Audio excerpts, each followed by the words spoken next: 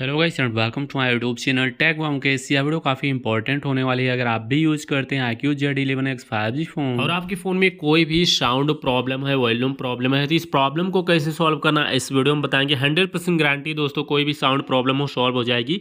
आप अपने फ़ोन के सेटिंग्स में आइए। फ़ोन के सेटिंग्स में आने के बाद कुछ ऐसा इंटरफेस आपके स्क्रीन पे शो होता है। अभी यहाँ पे आपको क्या करना है, सबसे ऊपर सर्च बार मिलेगा। आपको सबसे ऊपर सर्च बार पे क्लिक करना है। सर्च बार पे क्लिक करने के बाद यहाँ पे लिखना मोनो, MONO। मोनो लिख के सर्च करिएगा। एक ऑप्शन आपको मिल जाएगा मोनो ऑडियो नाम से। आपको मोनो ऑडियो के ऑप्शन पे क्लिक करना है। मोनो ऑडियो पे क्लिक करने के बाद मोनो ऑडियो का ऑप्शन होगा, आप इसको ऑन कर दीजिएगा।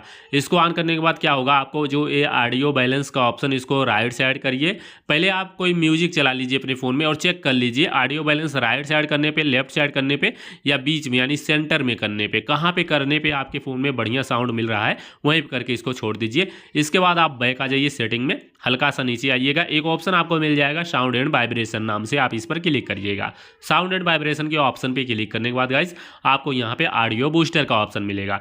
ऑडियो बूस्टर जब आपके फ़ोन में बंद होता है तो आपके फ़ोन में सिर्फ होता है 100% वॉल्यूम, लेकिन जैसे ही आप ऑडियो बूस्टर को ऑन कर सकते हैं ये वॉल्यूम डबल हो जाता है, यानी 150-200% तक वॉल्यूम हो जाता है। तो इस तरीके से साउंड प्रॉब्लम सारी सॉल्व हो जाएगी।